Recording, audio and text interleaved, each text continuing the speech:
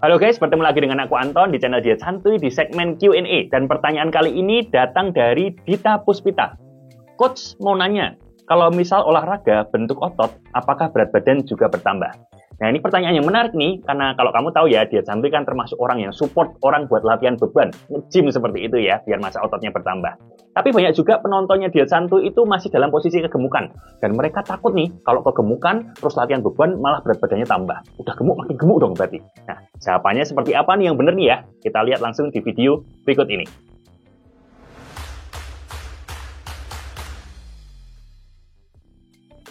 Olahraga membentuk otot alias latihan beban bikin berat badan nambah.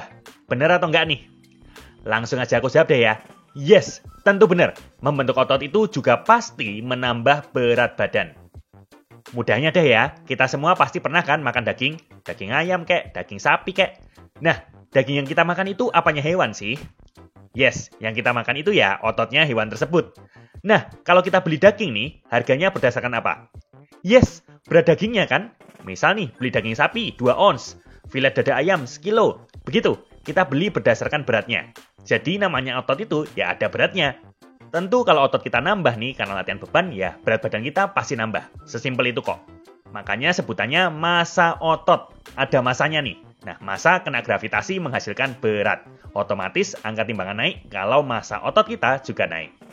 Tapi buat kamu budak-budak timbangan yang pengennya cuma lihat timbangan turun secepat mungkin gitu ya. Kalau turunnya lambat nggak sabaran, apalagi berat badan naik, anti banget gitu ya. Jangan parnoan dulu deh, terus skip olahraga latihan beban. Jangan begitu.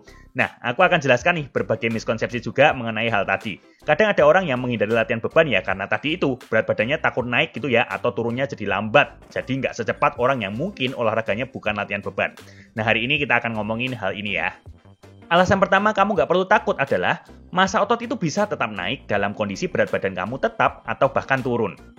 Buat kamu nih yang baru mulai dan posisi sekarang memang kegemukan seperti itu ya, mungkin kan kamu takut dan khawatir tuh ya, udah badan berat, masih tambah berat lagi. Nah, jangan khawatir. Kamu bisa kok secara simultan menurunkan kadar lemak tubuh dan juga meningkatkan massa otot.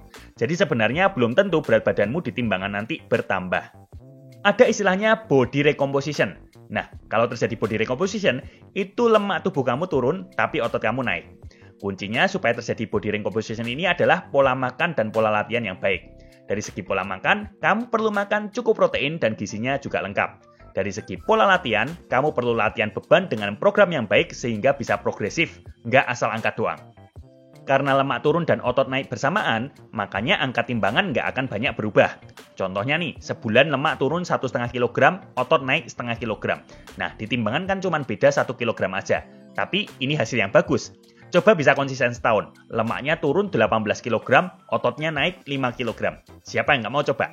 Ini badan pasti terlihat banget perubahannya.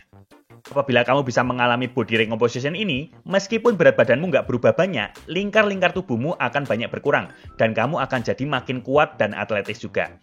Ini tanda-tanda kamu mengalami fat loss dan juga muscle gain dalam waktu yang bersamaan. Komposisi tubuh kamu membaik. Sebenarnya inilah goals yang paling ideal. Bukan sekedar turun berat badan banyak, tapi nanti jadinya kurus krempeng, karena massa ototnya juga turun banyak. Terus alasan yang kedua, kenapa kamu tidak perlu khawatir, otot itu lebih padat daripada lemak. Buat ilustrasi deh ya, 1 kg bantal dibandingkan dengan 1 kg besi. Lebih berat yang mana? Ya jawabannya tentu sama aja. Namanya juga sama-sama 1 kg. Jadi ya beratnya sama aja. Tapi 1 kg bantal itu akan makan tempat jauh lebih banyak ketimbang 1 kg besi. Soalnya si besi ini lebih padat ketimbang bantal yang isinya kapas doang. Nah, begitu juga dengan lemak dan otot. Lemak itu lebih banyak makan tempat ketimbang si otot. Si otot ini lebih padat ketimbang lemak, jadi makan tempatnya lebih sedikit. Otot itu densitasnya 1,055 gram per mililiter, sedangkan lemak itu densitasnya 0,9 gram per mililiter. Jadi otot itu sekitar 15% lebih padat ketimbang lemak. Perbandingannya kira-kira begini nih, gambar yang sering muncul di internet ya. Beratnya sama, tapi gedean si lemak, lebih makan tempat si lemak. Makanya nih, misal ada orang yang tingginya sama gitu ya, sama-sama 170 cm misalnya. Yang satu beratnya 70 kg tapi dominan otot, yang satu 70 kg juga tapi dominan lemak, badannya bisa beda banget. Yang satu bakal nampak atletis, yang satu nampak gemuk ginuk-ginuk seperti itu. Otot itu kan padat ya, dia nempel langsung di tulang seperti itu. Coba deh cubit otot kamu, nggak bisa. Beda sama lemak, dia kayak ngegantung gitu, kamu cubit bisa. Jadi misal nih berat badan kamu nggak turun banyak, tapi aslinya terjadi penurunan lemak yang signifikan dan peningkatan otot yang signifikan juga, penampilan tubuh kamu akan tetap cenderung mengecil.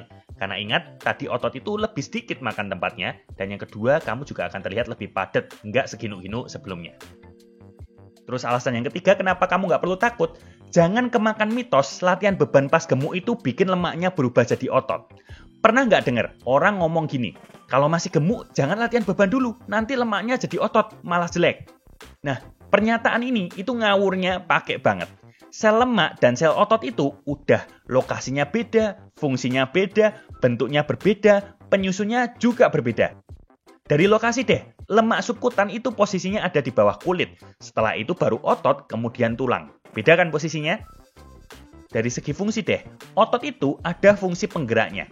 Semua gerakan di tubuh kita itu dihasilkan oleh otot.